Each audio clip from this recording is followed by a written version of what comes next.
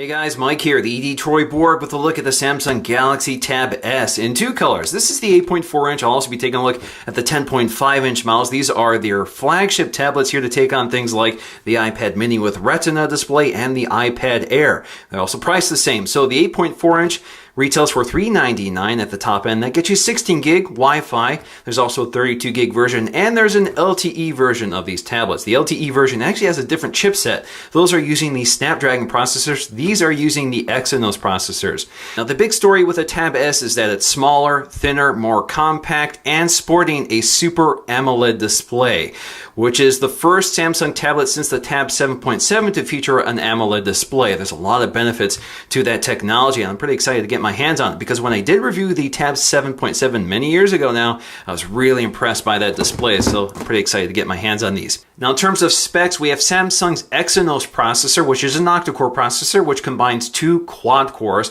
One's clocked at 1.9, the other is clocked at 1.3. The 1.9 is a Cortex A15, the 1.3 is a Cortex A7. We have 3 gigs of RAM.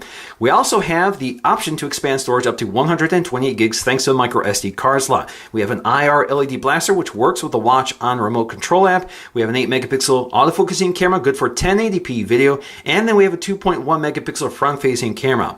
We also have our fingerprint scanner, which is lifted from the Galaxy S5 series, so this is Samsung's first tablet to feature that technology. We also have a 4900 milliamp hour battery that's slightly larger than the Tab Pro, which was 4800. So slightly larger battery despite having a thinner, lighter body. Now, in terms of our 8.4 inch display, it's actually got the same specs of the Tab Pro 8.4 inch. So that's a WQXVGA display, 2560 by 1600. That's good for 359 pixels per inch. That's better than the 326 ppi on the iPad mini with Retina display. Now, as I mentioned, we have two colors to take a look at. We have white and bronze. Bronze is kind of a brownish color. You can see that both tablets actually have gold trim instead of silver trim. That is the only trim option you get with these tablets. So if you don't like gold, well, I think you're out of luck here. So let's go ahead and take a look to see what these colors look like. First thing I want to do is slice open our packaging here. So we're just going to do both at the same time.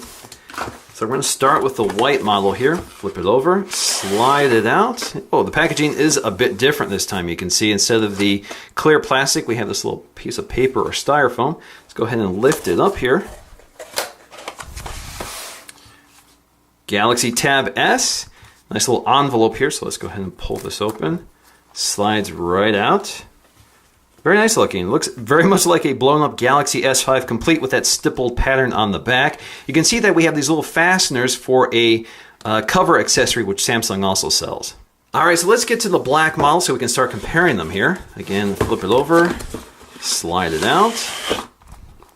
So there we go. Again, same stippled pattern, but this time it's got a bronzy color. It's more of a metallic look than the black you would see on the Galaxy S5. I actually really like that look. It's kind of neat. Now, once again, we also have all this plastic along the side. In fact, you can see it actually started unraveling as soon as I took it out here.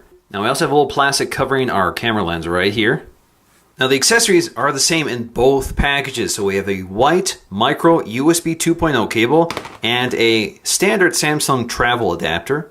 We also have our paperwork, which includes health, safety, and warranty guide. We probably have a quick start guide in here somewhere. This must be it. There we go. If we open this up, we should see some instructions on how to boot it up, the features, that sort of thing. And of course, we're going to go through that in this video. We also have software upgrade instructions, which are pretty basic.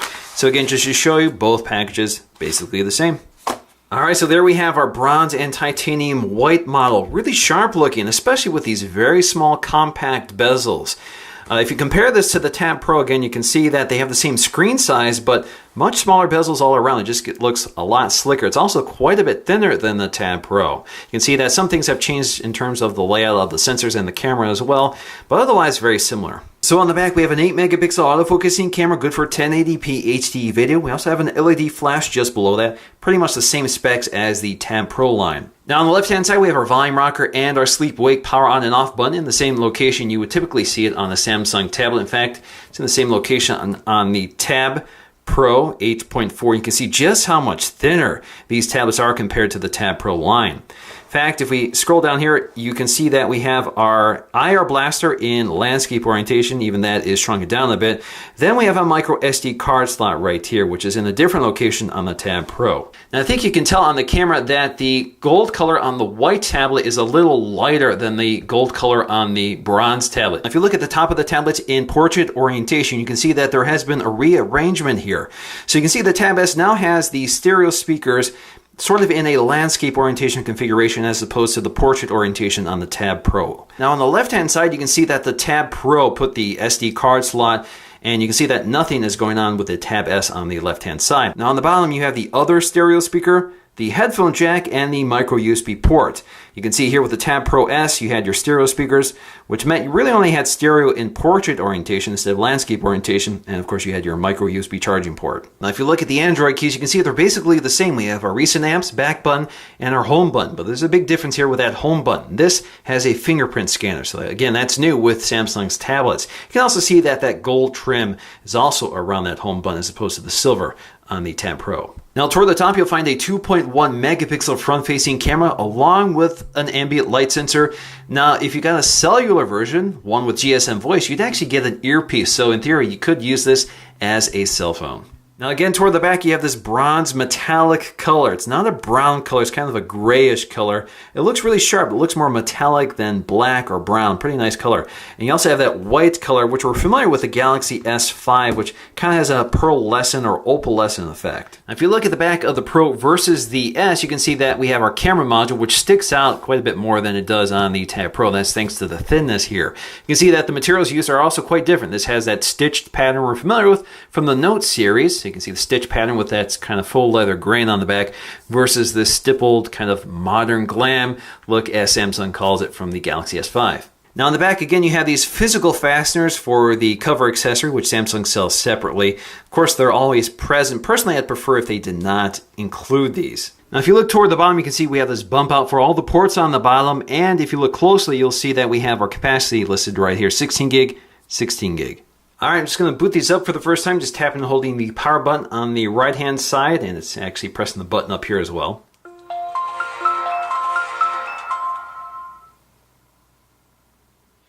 So as you can see down here, we have our backlit Android controls, which both the Tab Pro and the Tab S have, but the Tab 4 does not. Alrighty, so let's go and take a look at the user interface. And we have a familiar wallpaper, but we have a new unlock effect. It's more like a 3D wallpaper effect. So when you swipe on the screen, you can see it kind of lights up the shards. So let's go ahead and take a look at the user interface, starting with the drop-down shade, which is pretty familiar territory here. So you have your brightness slider, your volume slider. You can tap here to get to more volume controls. You can tap here to launch into your apps. You can swipe down here again to get to your quick settings toggles, which have a lot of familiar features here, including adaptive display, which is kind of a new feature. Not really a new feature, but they're touting it with this tablet. So if you tap and hold on this, we'll take you to that adaptive display mode, which you can cycle through.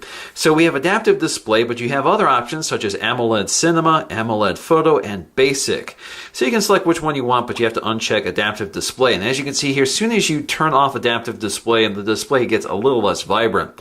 Adaptive display will basically adapt the display to whatever context you're in. So for example, if you're looking at photos, you're using the camera, browsing the internet, playing video, or looking or reading a Google Play book. So all of this will automatically adapt to the content as well as the ambient lighting conditions. Now if you swipe down here again, you also have ultra power saving mode, which we're familiar with from the Galaxy S5. So if you activate ultra power saving mode, it basically dials back the screen to a grayscale, closes apps, basically runs this into limp home mode. So it dials back connectivity, it dials back app performance, that sort of thing, to give you pretty impressive battery life. So as you can see here, with 100% battery life, we have about 49.6 days of standby time with this tablet. Now we also have screen mirroring. Of course, you can wirelessly broadcast the display of your tablet to a compatible device, such as a Samsung Smart TV.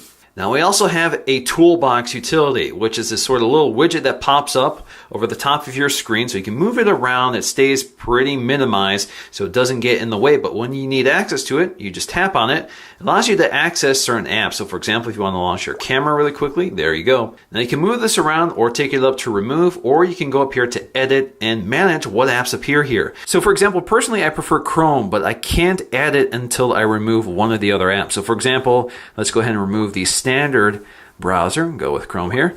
Click Done. Now if I tap on it, I can launch into Chrome.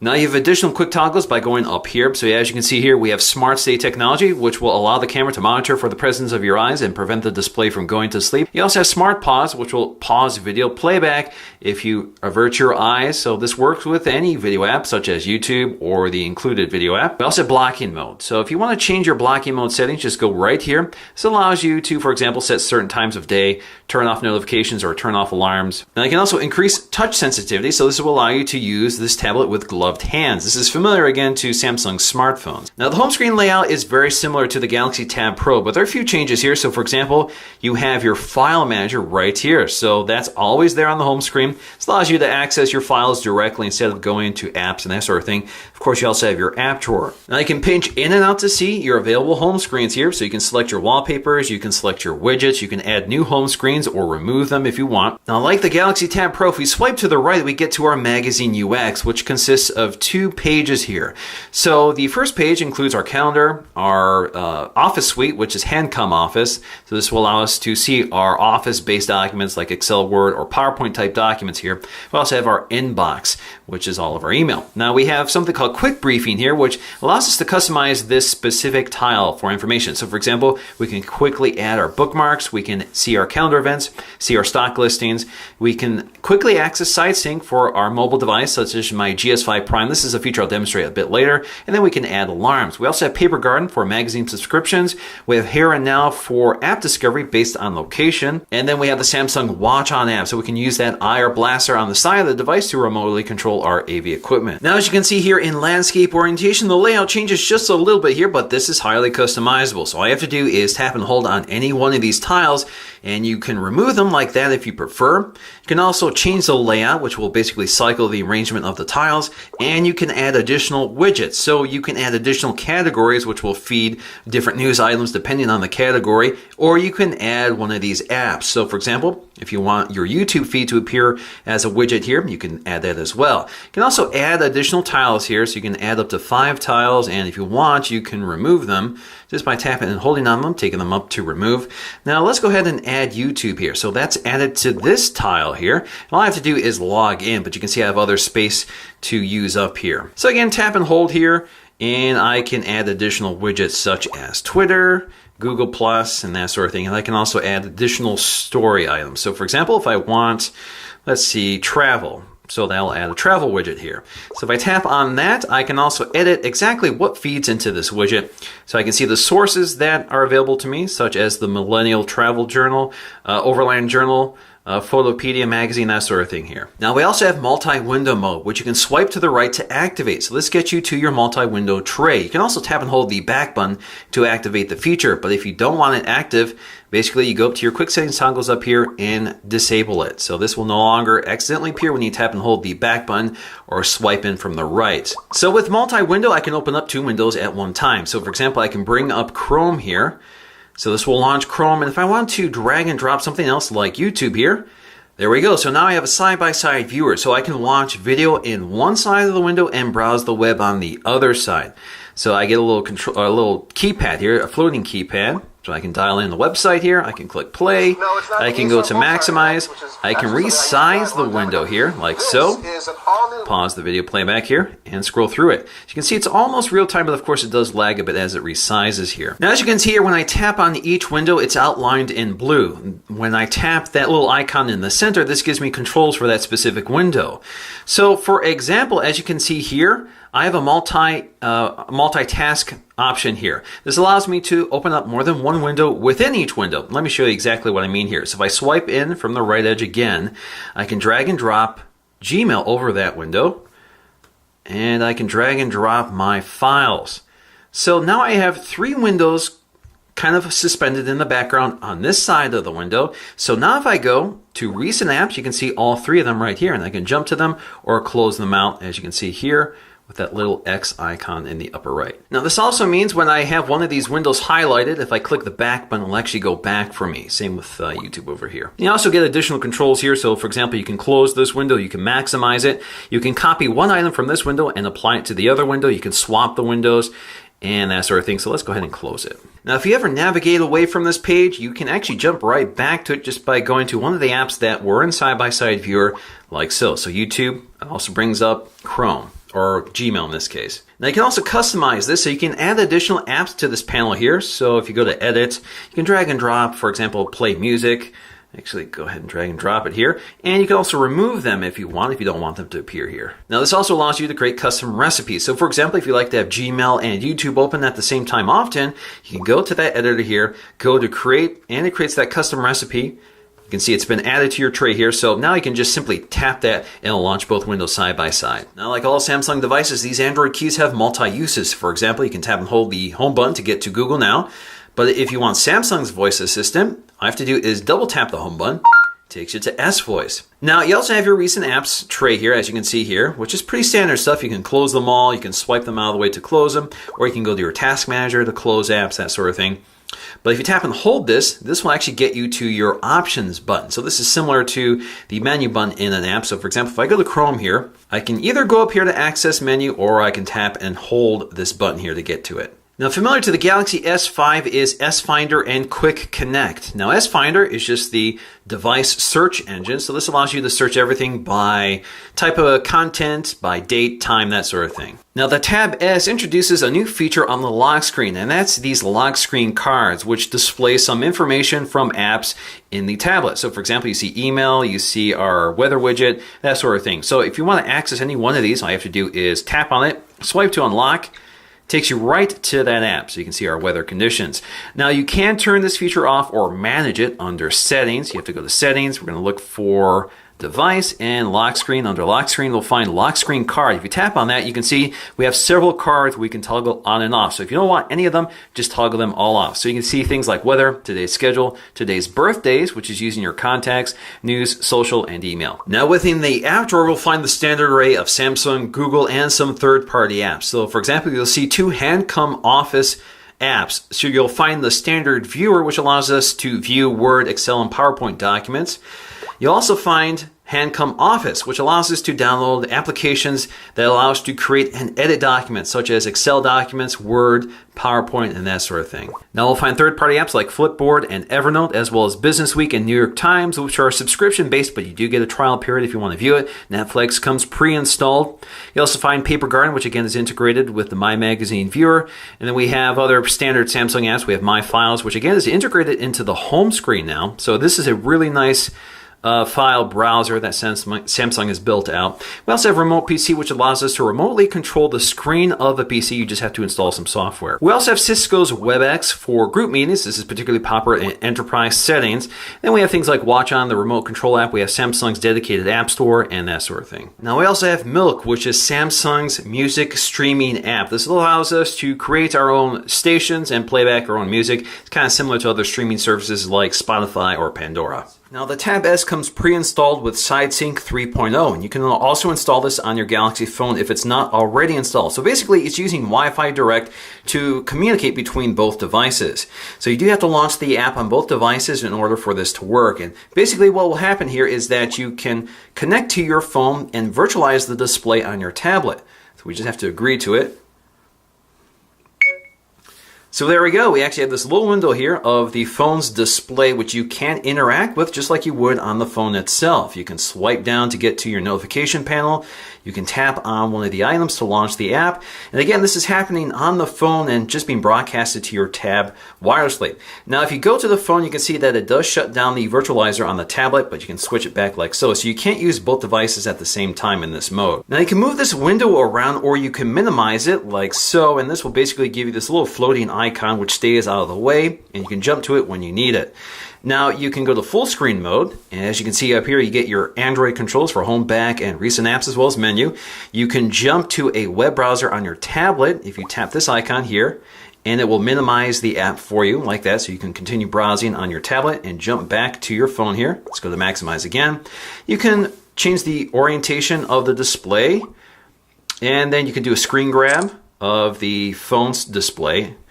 and then you can go to full screen or minimize. Now, as you can see here, this window floats in the background, so you can continue doing other things while this window is here. You can also resize it if you prefer. And you can see there is some latency, and the display isn't as sharp on the tablet as it is on the phone itself. So the resolution isn't exactly duplicated here, but it is scaled properly for speed and performance. Now with SideSync 3.0, you can answer phone calls using the tablet. So when you're receiving a phone call, you either have the option to answer it on the phone or the tablet. If you answer it on the tablet, it uses the internal microphone and speakers, but your phone is doing all the work, so it's actually a bridge between the two devices. Now within the app drawer, we can manage all of our apps here. So for example, if we tap and hold here, we can drag and drop it to one of our home screens. We can take it down here to one of these thumbnails to select the home screen we want or create a new home screen. You can also swipe up here to create a folder, go to app info, disable the app, or just cancel the entire process here. But also in the app drawer, you can go up here to edit to create folders. Now it's a little different than it was with the Tab Pro. So for example, if we want to create a folder here with Google Apps, I'm just going to drag and drop this up here to create a folder. So now it's going to allow me to name this folder. I'm just going to say Google. And now I can add additional apps. So I can add all of the Google apps. Well, I'm just going to add a few of them right now. Click done here. So now it's created a separate page just for foldered items. That's different with the Tab Pro, which would place the folder with the rest of the items. So now I have a folder full of items. In fact, if I want to add this to the home screen, I can do so like this. Now you can uninstall or disable some of these apps. So for example, if you go up here to menu, you have uninstall or disable apps. When you click this, you get several icons that appear next to the apps that are eligible for this action. So for example, you can disable the calculator, you can't uninstall it. Same with Paper Garden. Now some apps you can uninstall, such as this screensaver here. So I can go up here and I can uninstall this if I prefer. Now with apps you can't uninstall or disable or whatever, you can also just hide them. So you can go ahead and hide Paper Garden, click done. The app disappears. If you want to see it again, you can go to Show Hidden Applications. Now, Galaxy Essentials is where you can download other Samsung apps that did not come pre-installed with your device. So instead of just loading it full of apps, you have quick access to Samsung supported apps that work with your tablet. Next thing to take a look at is the fingerprint scanner. So again, this is a new feature for Samsung's tablets. This is available under device, under fingerprints, under personalization and fingerprint scanner. You can see up here we have fingerprint manager. So I've already registered one finger here. I just have to swipe to unlock it. There we go. So I can go up here to add additional fingers. Let's click OK. And I'm going to go ahead and swipe my thumb here. So all I have to do is swipe across lengthwise on my thumb and continue doing this until it has successfully trained your thumb. So let's go ahead and swipe a finger that's not trained. As you can see here, it's telling me to swipe over the center. Let's try again. So again, it's not finding it. So if I swipe my index finger, which is trained, it's recognized, and it works pretty well. Now let's explore private mode. So if you enable private mode, this basically allows us to log in using any feature we want, in this case the fingerprint scanner. So this will allow us to hide certain files such as photographs, documents, movies, that sort of thing. And only certain apps support this, such as the Gallery app here. So let's go to the Gallery app. And within the Gallery app, I have some photos that I took with this device, so I can tap on it. And if I want to hide this photo from view from other users, all I have to do is go up to the options up here, scroll down here, and move to private. So now it's moved to private. This basically means that if I go back, you can see that there's a little private icon in the upper left corner here. You can see it when I'm also looking at the photograph. So this means that if I disable private mode now, that photograph will be hidden. Let's click OK here. Now if I go to the gallery now, you can see that I now have only 3 photos because the first one is hidden. And if I want to access it again, I have to enable private mode, swipe, and as you can see here, it's reappeared. Now let me just quickly show you the settings panel. So again, we have connections, device, general, and applications. And again, you can also search to find whatever you want under the settings panel, which is again, very useful. Now under connections, you have Wi-Fi, Bluetooth, airplane mode, data usage, location. You can see what apps are using your location. You can see more networks for setting up a VPN. You can see nearby devices. You can enable this feature. You'll see them here. You also have printing options. You can see the available printers. You also have your screen mirroring options, which you can also quickly access from the drop-down shade. You have have your device settings. So you have sounds, you have lots of sound options. You can turn off a lot of the touch sounds that can be a little annoying with Samsung tablets. You have your display settings for brightness, smart stay technology, screen timeout settings, your screen mode. If you go to screen mode, this changes your adapt display, or you can select one of these other display options. You can also adjust your unlock settings from swipe, pattern, fingerprint, pin, password, or none. You have your multi-window mode, which you can toggle on and off. You have your notification panel settings, so you can modify what appears under your notification panel. So for example, you can drag other icons up here. You have your motion. So we have mute pause. So basically when you place your hand over the display while playing video or audio, it will pause playback or mute the audio. You also have palm swipe to capture a screen grab. So again, you just swipe on the screen to grab a screen grab. And again, you can see it's actually brought up the multi-window mode. So again, that's why you may want to disable it under here quickly under this circumstance here. So let's try this again. There we go. We also have accessibility options. We have our blocking mode settings again. User, so we do have multi-user mode, so you can add additional users here. We also have private mode, which is again familiar from the GS5, and then we have our fingerprint scanner. Under general, we have our accounts, so we can add additional accounts here, such as email accounts, Dropbox, Evernote, Google accounts, Twitter, and WebEx accounts. Cloud, so you can add additional cloud storage options. So for example, you have Dropbox and Samsung's cloud storage. We have backup and reset, language and input, date and time, accessories, battery, so you can see all of our battery information here. So if you select here, you can see entire graph, your screen on time, power and saving modes. Now under power saving, we have two options. We have standard power saving mode, so you have to enable this. This gives us granular control over certain performance restrictions. So for example, under restricted performance, if we enable this, we can dial back CPU performance, screen output, turn off the key lights, or turn off GPS, so you can manually adjust those if you prefer. And you can also enable grayscale mode. So if you enable grayscale mode, let's go back here, you can see it just dials back performance by going to grayscale. Again, very similar to ultra power saving mode. Now under storage, you can see that we only have about half of the 16 gigs that come included with the device available to the user. So 16 gigs isn't a lot, but of course you have that SD card slot. We also have about device, so we can see software update status, legal information, the device name, that sort of thing. Now under applications, we have our application manager, so we can see what's on the SD card, what's downloaded, what's running, and that sort of thing. You can also see our contacts application, so we can manage that here. We see our default applications, our email applications, so we can see our email settings. We also have our gallery applications for our photos. And so we can see what's syncing to our gallery. So you can see Google syncing right now. We have our internet settings. This is the browser. And then we have calendar settings as well. So we can see which accounts are plugging into our calendar. And then we have S-Voice settings. Now let's take a look at the camera app, which is pretty familiar territory for any Samsung device. This is again 8 megapixels, 6 megapixels in 16:9, and 8 in 4:3. So you can snap a photograph. You can tap anywhere on the scene to change exposure and focus. You can pinch in and out to crop the scene. You can record video as well. So as you can see here, I'm in stabilization mode, which actually crops the image while recording video. So this is just software stabilization, so you can see there's a little lag there when it's doing that. You can shoot photographs, and you can pause it, and you can stop it. Now, unlike the 8.4 Tab Pro, the Tab S has the same keyboard from the larger tablets, which is this sort of dimensional style keyboard. You can see it kind of has a 3D look to it. It also sounds like a traditional clicky keyboard. So for example, if I start typing, so anyway, you see, you get the idea here. You have your number row up top. You have your options down here. Now, if you tap and hold this, you get to other options. So we can select our different keyboard sizes. We have our floating keyboard. We also have our split keyboard, which is a little more useful on a larger tablet, but now you have a thumb typable keyboard. This works in either landscape or portrait orientation. As you can see here, you can also reposition it. Again, you also have text input, so you can use handwriting recognition in this case. For text input, in this case, you can use your finger. And of course, we have voice input. This is a test of the voice keyboard, period. Now, there's no denying the fact that the Super AMOLED display is a standout feature here and possibly the reason to buy it. You get really deep blacks, very bright and vivid colors, and in this case, they're pretty accurate. Certainly much better than Super AMOLED displays in the past. You also get really bright and clear whites that seem a little more accurate than those on the Galaxy Tab Pro 8.4. Now, the Tab Pro 8.4 has an LCD display, and that's very evident, especially when watching movies. You can see there's a lot of off-axis distortion, and the blacks definitely aren't as clear as they are on the Super AMOLED display. So movie watching on this tablet is superb.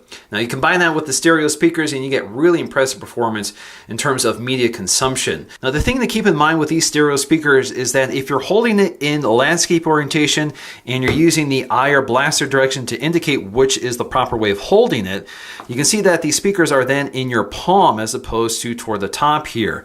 So you can of course just rotate the tablet in this direction and the speakers will not be blocked by your palms, but I think a lot of people will instinctively place it up here where the volume rockers are and that sort of thing. So they are a little more easily muffled, but not too bad.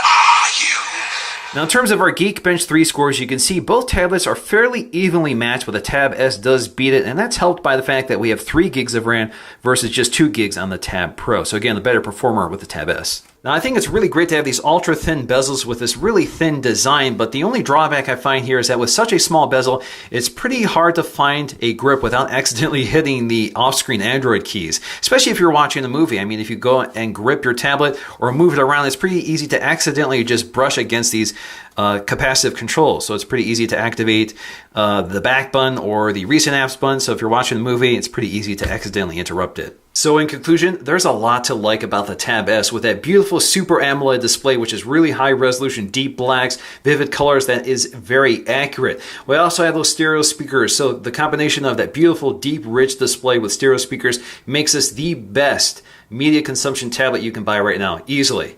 We also have a really thin, lightweight form factor with that very compact bezel space, so it's mostly all screen. We also have expandable storage, a fairly decent 8-megapixel camera on the back with software stabilization and a lot of other features, and then all the hardware specs you would expect with vibration motor for haptic feedback as well as notifications. You also have GPS and that stuff all built in, all at the same price of an iPad mini with Retina display with a slightly higher resolution display and the superior Super AMOLED technology. Now the only drawback for me continues to be Samsung's TouchWiz UX, which has a surprising amount of lag still in this tablet. You're certainly going to see better performance on something like the iPad mini with Retina display than you will with TouchWiz, but TouchWiz of course does give you lots of features, including this fairly useful My Magazine UX with those interactive live tiles, which I actually really like. So in conclusion, you have a beautiful display, excellent stereo speakers, thin, lightweight, and priced like the other high-end competition with features that stand out above all the rest. So definitely a big fan of the Tab S, but the software is definitely a continued weak point for Samsung tablets. So that's going to do for me in this video. Hope you enjoyed it, and I'll see you again in the next one.